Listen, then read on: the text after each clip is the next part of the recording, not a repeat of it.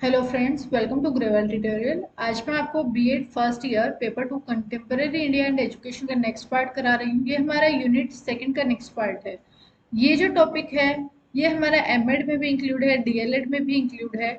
तो अगर आप एमएड, डीएलएड या बीएड कर रही हैं तो उस सभी के अंदर एजुकेशन से रिलेटेड अगर आपको हिस्ट्री पूछी जा रही है या एजुकेशन से रिलेटेड कोई स्कीम पूछी जा रही है तो उसमें ये टॉपिक आप इंक्लूड कर सकते हैं। अब हम स्टार्ट करते हैं। हमारा आज का टॉपिक जो है वर्धा स्कीम ऑफ एजुकेशन 1938। 1938 से पहले भी बहुत सारी स्कीम्स वगैरह आई हैं, लेकिन आपके सिलेबस के अंदर 1938 के बारे में ही बात की गई है, तो डायरेक्टली मैं आपको 1938 के बारे में ही पढ़ाऊंगी। सबसे पहले आता है वर्धा स्कीम ऑफ एजुकेशन की हम हिस्ट्री जानेंगे। इसको और किन किन नामों से बुलाया जाता है वो है नई तालीम या फिर बेसिक एजुकेशन भी हम इसे कहते हैं। यानी कि अगर क्वेश्चन में पूछा जाए कि नई तालीम को एक्सप्लेन करो तो आपको कौन सी स्कीम को एक्सप्लेन करना है, वर्धा स्कीम ऑफ एजुकेशन को आपको एक्सप्लेन करना होगा। और बेसिक एजुकेशन भी इसी को हम कहते हैं। नेक्स्ट हमारा टॉपिक आता है कि वर्धा स्कीम को लेके कौन आए और किस तरीके से ये आई। This scheme was the thinking of M.K. Gandhi because he always believed the education as an effective tool for the nation reconstruction। ये जो है महात्मा गांधी जो थे, उन्होंने इस स्कीम वो जो है इस स्कीम को लेकर आए। उनका मानना ये था कि एजुकेशन ही सबसे इफेक्टिव टूल है। अगर आपको नेशन को रिकंस्ट्रक्ट करना है यानी कि रीबिल्ड करना है, आपको अगर अपने नेशन को और ज़्यादा डेवलप करना है और ज़्यादा आगे बढ़ाना है तो एजुकेशन ही एकमात्र ऐसा सहारा है जिसकी वजह से हम अपने नेशन को आगे डेवलप कर सकते हैं। तो वर्धा स्कीम के अंदर क्या बताया गया था, ये एक सेकेंड राउंड टेबल कॉन्फ्रेंस की गई थी। Point out unsuccessful of primary education under the British rule. एक कॉन्फ्रेंस की गई, उसके अंदर बताया गया कि जो ब्रिटिश रूल था ना, उसके अंदर जो एजुकेशन दी जा रही थी बच्चों को, प्राइमरी एजुकेशन दी जा रही थी, वो एक तरीके से अनसक्सेसफुल है। उसका अब आपको, अगर आपने प्रीवियस वीडियो देखी होगी तो उसमें आपने एक चीज नोटिस की होगी कि ब्रिटिश रूल के अकॉर्डिंग इंग्लिश ही क्या है, एक मीडियम ऑफ इंस्ट्रक्शन माना गया था कि एजुकेशन को जो है हम इंग्लिश में ही प्रोवाइड करेंगे, मीडियम ऑफ इंस्ट्रक्शन जो होगा हमारा वो इंग्लिश ही रहेगा। तो महात्मा गांधी जी का कहना ये था कि ये एक तरीके से अनसक्सेसफुल है प्राइमरी एजुकेशन के पॉइंट ऑफ व्यू से। अगर आप प्राइमरी एजुकेशन में, बच्चा वैसे घर पर हिंदी में बात करता है, बच्चा अपनी मातृभाषा में बात कर रहा है या फिर किसी और लैंग्वेज में बात कर रहा है, वो तो बच्चे को जो है आप घर पर जो लैंग्वेज सिखा रहे हैं और जो स्कूल में सिखाई जा रही है अगर वो डिफरेंट होगी तो बच्चा अच्छे से नहीं सीख पाएगा। तो मेनली यही था कि ये ब्रिटिश रूल के अकॉर्डिंग इंग्लिश ही जो है मेन था as a medium of instruction, जबकि इनका कहना ये था कि हमारा मीडियम ऑफ इंस्ट्रक्शन हमारी मदर टंग लैंग्वेज होनी चाहिए, खास करके प्राइमरी एजुकेशन के स्टूडेंट के लिए। He criticize the British policy education as per Gandhi ji should be the holistic development. इन्होंने जो है एजुकेशन पॉलिसी को क्या है क्रिटिसाइज किया, जो कि ब्रिटिश एजुकेशन पॉलिसी थी उनको क्रिटिसाइज किया। उनका मेनली यही था कि किसके ऊपर ज़्यादा से ज़्यादा एम्फेसाइज किया जाए कि यूरोपियन लिटरेचर को पढ़ाया जाए। गांधी जी का मानना ये था कि यूरोपियन लिटरेचर की जगह पर हमें कौन सी लिटरेचर पढ़ानी चाहिए, जो हमारी एक्चुअल में हमारी हिस्ट्री की लिटरेचर्स हैं उनको हमें पढ़ाना चाहिए, जो हमारी इंपॉर्टेंट चीज़ें हैं हमें उनको बच्चों को पढ़ाना चाहिए। इन 1937 अक्टूबर के अंदर Mahatma Gandhi ji initiated discussion on an independent scheme of nation education.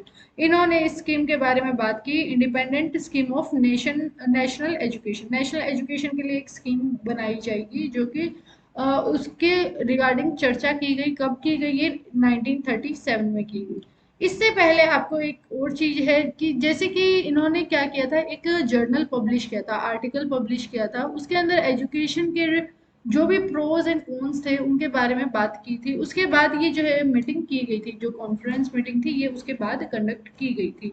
That conference was called the Wardha's educational conference. इसी को जो है कॉन्फ्रेंस को हम क्या कहते हैं, वर्धास एजुकेशनल कॉन्फ्रेंस इसका नाम दिया गया है। डॉक्टर जाकिर हुसैन जो थे वो अपॉइंट किए गए थे एज ए चेयरमैन। इस जो कमेटी थी, कॉन्फ्रेंस हमारी जो थी, उसके चेयरमैन कौन थे, डॉक्टर जाकिर हुसैन थे। वर्धा एजुकेशन कॉन्फ्रेंस मेनली हमें क्या किस लिए जो है कंडक्ट की गई या बनाई गई थी, कॉन्फ्रेंस ली गई थी कि जो ब्रिटिशर के रूल्स थे एजुकेशन के रिगार्डिंग, उनकी पॉलिसीज जो जो थी वो जो है एक तरीके से अनसक्सेसफुल थी, और उसका सबसे बड़ा कारण यही था कि मीडियम ऑफ इंस्ट्रक्शन क्या है, इंग्लिश लैंग्वेज है। नेक्स्ट आता है the committee submit the report and published in March 1938 and it is known as Wardha scheme of education. Committee जो थी हमारी 1937 के अंदर बनाई गई, उसके अंदर अक्टूबर में वो मीटिंग कॉन्फ्रेंस की गई। उसके बाद एक हमारे जब भी कोई भी कमेटी बनती है, कोई भी मीटिंग होती है, तो एक एंड में रिपोर्ट तैयार होती है, और उस रिपोर्ट को पब्लिश किया गया था मार्च के अंदर 1938 के अंदर, और उसी को हम कहते हैं Wardha scheme of education. Next आता है हमारा this report mention the basic principle of Wardha scheme of education, aim training of teachers, administration, organisation of schools, inspection and craft centred education regarding the handicraft like spinning, weaving etcetera. यानी कि Wardha scheme of education के अंदर क्या include किया गया था, अब आप ये देखिए। इस एजुकेशन स्कीम के अंदर बताया गया था मेन इनका फोकस कहाँ कहाँ पर था, उनका क्या एम होना चाहिए एजुकेशन का। ट्रेनिंग दी जानी चाहिए टीचर्स को, एडमिनिस्ट्रेशन ऑर्गेनाइज किया जाना चाहिए अच्छी वे से, हमें स्कूल वगैरह को जो है ऑर्गेनाइज करना चाहिए, इंस्पेक्शन होनी चाहिए स्कूल्स के अंदर time to time, craft centred education को ज़्यादा से ज़्यादा महत्व दिया जाए, हैंडीक्राफ्ट वगैरह जैसे स्पिनिंग एंड वीविंग एक्सेट्रा, इन सब के बारे में बात की थी, सिलाई बुनाई वगैरह इनके बारे में इन्होंने बात की। साइलेंट फीचर्स क्या क्या हैं इसके, या फिर बेसिक एजुकेशन के। अब यहाँ पे मैंने बेसिक एजुकेशन लिखा है, आप यहाँ पर वर्धा स्कीम भी लिख सकते हैं, आप यहाँ पर नई तालीम भी लिख सकते हैं। मैं इसीलिए आपको मैंने ये दूसरा नाम बताया है, क्योंकि कई बार एग्जाम में होता है कि आपसे बेसिक एजुकेशन के साइलेंट फीचर्स पूछे जाएंगे। अब बच्चे ने वर्धा स्कीम अच्छे से की है, उसको बेसिक एजुकेशन के बारे में नहीं पता कि बेसिक एजुकेशन किसे कहते हैं, तो वो हमारा क्वेश्चन कंप्लीटली रॉन्ग हो जाएगा अगर हमें नहीं आता। तो इसीलिए हमेशा कोई भी टॉपिक आप कर रहे हैं तो उसके नाम जरूर ध्यान करें कि एक ही चीज को कितने अलग अलग वे से बोला जा रहा है, किन अलग अलग नामों से जाना जा रहा है। तो इसके अंदर साइलेंट फीचर्स क्या थे, अब हम उनके बारे में स्टडी करते हैं। फर्स्ट है हमारा provision of free and compulsory education should be provided for all the girls and boys between age of 6 to 14 years. साल की उम्र के बच्चे हैं उनको फ्री और कंपल्सरी एजुकेशन दी जाए, चाहे वो लड़की हो चाहे वो लड़का हो। जूनियर स्टेज के अंदर कवर किए जाएंगे 5 साल, यानी कि फर्स्ट 5 ईयर, यानी कि 6 to 11 ईयर्स के बच्चों को हम क्या है जूनियर स्टेज कवरिंग कहेंगे, जिसके अंदर 5 साल इंक्लूड होंगे। यानी कि जो बच्चा 6 साल का है वो 5 साल और आगे काम करेगा, यानी कि वो 11 साल का जब होगा तो वो जूनियर स्टेज कवरिंग के अंदर इंक्लूड किया गया है। सीनियर स्टेज कवरिंग के अंदर इंक्लूड किए गए हैं 3 ईयर, यानी कि 11 के बाद जो 3 ईयर रह गए और 14 तक, यानी कि 12, 13 एंड 14, इनको क्या है सीनियर स्टेज कवरिंग कहा गया है। नेक्स्ट आता है, नेक्स्ट फीचर है craft oriented education so that children can are able to produce articles and improve their skills. Craft oriental education देनी चाहिए, ओरिएंटेड एजुकेशन देनी चाहिए, जो कि हमारे ब्रिटिश रूल के अंदर पॉलिसीज के अंदर इसको बिल्कुल भी ध्यान नहीं दिया गया इस चीज़ के ऊपर। तो क्राफ्ट ओरिएंटेड एजुकेशन भी प्रोवाइड करनी चाहिए बच्चों को, ताकि वो अपने स्किल्स को इम्प्रूव कर सकें और वो आर्टिकल्स बना पाए। नेक्स्ट आता है the ideal of citizenship. The aim of education should be to develop the qualities of an ideal citizen in the child socially, physically, economically, culturally. यानी कि बच्चों को सामाजिक रूप से, पॉलिटिकली राजनीतिक रूप से, आर्थिक रूप से, कल्चरली यानी कि हमारा जो सांस्कृतिक रूप है, उन सब के अकॉर्डिंग डेवलप करना चाहिए, ताकि हमें एजुकेशन इस तरीके से देनी चाहिए कि हर सिटीजन अपने आप को बराबर माने, एक माने, आइडल माने। नेक्स्ट आता है medium of instruction should be in mother tongue. Britisher जो थे वो क्या बोल रहे थे, मीडियम ऑफ इंस्ट्रक्शन कैसे होनी चाहिए, इंग्लिश। इंग्लिश लैंग्वेज ही मेन मानी गई थी, उन्होंने कहा मीडियम ऑफ इंस्ट्रक्शन इंग्लिश में ही दी जाए। लेकिन इस कमेटी की रिकमेंडेशन ये थी कि मीडियम ऑफ इंस्ट्रक्शन क्या होनी चाहिए, हमारी मदर टंग लैंग्वेज होनी चाहिए। Flexible curriculum should be build. अब जो करिकुलम होगा वो फ्लेक्सिबल होगा, एक होता है रिजिड, एक होता है फ्लेक्सिबल। रिजिड का मतलब कि आपने एक चीज को बनाया और वो फिक्स ही, मतलब कि फिक्स रहेगी, अब आप उसको चेंज नहीं कर पाएंगे। अब जैसे कि आपने एक टाइम टेबल बनाया है, आप उसको फॉलो करना चाह रहे हैं, अब आपने अपने लिए स्टडी के लिए टाइम टेबल बनाया है, मान लेते हैं कि आप सुबह 4 से लेके 8 बजे तक आप डेली पढ़ रहे हैं। अब आपके अंदर क्या है कि आप इसको बिल्कुल भी चेंज नहीं करेंगे, तो वो क्या हो गया, हमारा रिजिड हो गया। फ्लेक्सिबल क्या होगा कि आपने 4 से 8 लिखा तो था कि मैं 4 से 8 पढ़ूंगा, बट आप क्या है 4 से 6 पढ़ रहे हो, या फिर 6 से 8 पढ़ रहे हो, तो ये क्या है, एक तरीके से हमारा फ्लेक्सिबल है। तो इसी प्रकार से जो हमारा करिकुलम है, जो भी हमें पढ़ाना है या कुछ भी एक्टिविटी हमें करानी है स्कूल के अंदर किसी भी प्रकार की, तो उसका करिकुलम जो है हमारा फ्लेक्सिबल होना चाहिए। यानी कि जो भी आपको काम करना है वो फ्लेक्सिबल होना चाहिए। अब फ्लेक्सिबल वो क्यों होना चाहिए? क्योंकि अगर आपको कुछ चेंजेस करानी है, आपने जो करिकुलम हमारा पूरे साल के लिए तैयार होता है, अब मान लेते हैं यहाँ से 1 अप्रैल को हमारा करिकुलम स्टार्ट होता है और 31 मार्च तक हमारा करिकुलम चलता है।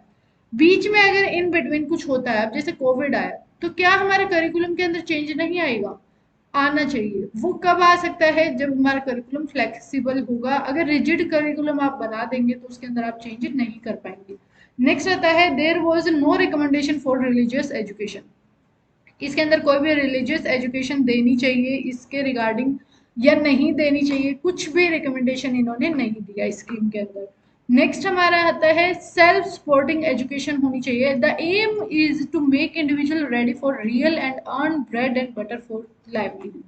यानी कि मेन हमारा एम जो है एजुकेशन का यही होना चाहिए कि बच्चे को जो है तैयार करे रियल वर्ल्ड को फेस करने के लिए, साथ के साथ वो अर्निंग भी कर पाए, अपना घर भी चला पाए, उसके लिए उसको एजुकेशन प्रोवाइड करनी चाहिए। नेक्स्ट आता है, education should have a close relation with the life of the child, his home, village, craft, industry etcetera for his locality, of his locality. यानी कि इसके अंदर कहा क्या गया है कि एजुकेशन जो है बच्चे को आप प्रोवाइड करेंगे वो कैसी होनी चाहिए? उसके घर से रिलेटेड, उसकी लाइफ से रिलेटेड, उसके आसपास जो विलेज में क्राफ्ट हो रहा है, क्राफ्ट वर्क जो चल रहा है उससे रिलेटेड, इंडस्ट्रीज वगैरह के बारे में उसको बताएं जो कि उसकी लोकेलिटी के अंदर एस्टेब्लिश है। इन सब से रिलेटेड उसको एजुकेशन प्रोवाइड की जानी चाहिए। नेक्स्ट आता है, curriculum of the scheme of education. Curriculum of the scheme of education के अंदर क्या है? It include the following subject. अब इसके अंदर जो है हमारा करिकुलम बनाया गया स्कीम के अकॉर्डिंग, वर्धा स्कीम के अकॉर्डिंग, तो उसके अंदर क्या क्या सब्जेक्ट होने चाहिए? बेसिक क्राफ्ट के अंदर इंक्लूड किया गया है, बेसिक क्राफ्ट होना चाहिए। यानी कि आप बच्चे को कुछ ना कुछ स्किल वगैरह सिखाएं। जैसे कि एग्रीकल्चर को बेसिक क्राफ्ट के अंदर इंक्लूड किया गया है कि आप बच्चों को खेती से रिलेटेड नॉलेज दें। स्पिनिंग और वीविंग, यानी कि चरखा जैसे होता था, बुनना होता था, या फिर जो भी है काम उनका करवाना, वो सारी चीजें इसके अंदर आएंगी। नेक्स्ट आता है वुड, वुड क्राफ्ट, यानी कि जो लकड़ी से रिलेटेड जो भी क्राफ्ट वर्क है वो। फिशरीज, फिश पालन करना, मतलब लेदर वर्क, यानी कि जो भी चमड़े से रिलेटेड काम है। पोल्ट्री, यानी कि कोई भी हमारे जैसे मटके वगैरह होते हैं बनाना, या ये चीजें। गार्डनिंग, यानी कि जो भी हमारे गार्डनर्स हैं इस टाइम पर, जो भी हमारे पार्क वगैरह को मेंटेन करे, गार्डनिंग जो है बच्चों को सिखानी चाहिए। और any other craft according to the locality. और अगर किसी लोकेलिटी में कुछ भी चीज़ फेमस है, जैसे कि बिहार में मधुबनी पेंटिंग बहुत ज़्यादा फेमस है, तो उस चीज़ को बच्चों को सिखाना चाहिए। तो बेसिक क्राफ्ट के अंदर ये सारी चीज़ें इंक्लूड होनी चाहिए। नेक्स्ट इन्होंने कहा कि जो मदर टंग इंक्लूड की जाए करिकुलम में। जब भी हमारा करिकुलम बनेगा उसके अंदर मदर टंग इम्पोर्टेंट है। नेक्स्ट आता है मैथमेटिक्स, उसके अंदर इंक्लूड की जानी चाहिए। सोशल साइंस के अंदर हिस्ट्री, जियोग्राफी और सिविक्स तो इम्पोर्टेंट है ही। जनरल साइंस के अंदर जियोलॉजी, बॉटनी, केमिस्ट्री, फिजिक्स, हमारे जितने भी सब्जेक्ट हैं साइंस से रिलेटेड वो सारे इसके अंदर इंक्लूड किए जाने चाहिए। आर्ट्स होनी चाहिए, साथ के साथ होम साइंस इंक्लूड हो, फिजिकल साइंस इंक्लूड की जाए। तो ये हमारी टोटल वर्धा स्कीम थी जिसके अंदर आपको कुछ रिकमेंडेशन दी गई थी। और ये मेनली आपको बताया गया था कि आप इस तरीके से जो हमारे एजुकेशन सिस्टम को इम्प्रूव कर सकते हैं। तो वर्धा स्कीम ऑफ एजुकेशन, या फिर आपको बेसिक एजुकेशन पूछा जाए तो आपको ये सारी चीज़ें एक्सप्लेन करके आनी है। अगर आपका इसके अंदर कोई भी डाउट है या प्रीवियस वीडियोस के अंदर आपको कोई भी डाउट है तो वो आप कमेंट में पूछ सकते हैं। आपको ये वीडियो कैसी लगी मुझे कमेंट में ज़रूर बताएं। अपने फ्रेंड्स के साथ ज़्यादा से ज़्यादा शेयर करें एंड चैनल को सब्सक्राइब करें। Thanks for watching.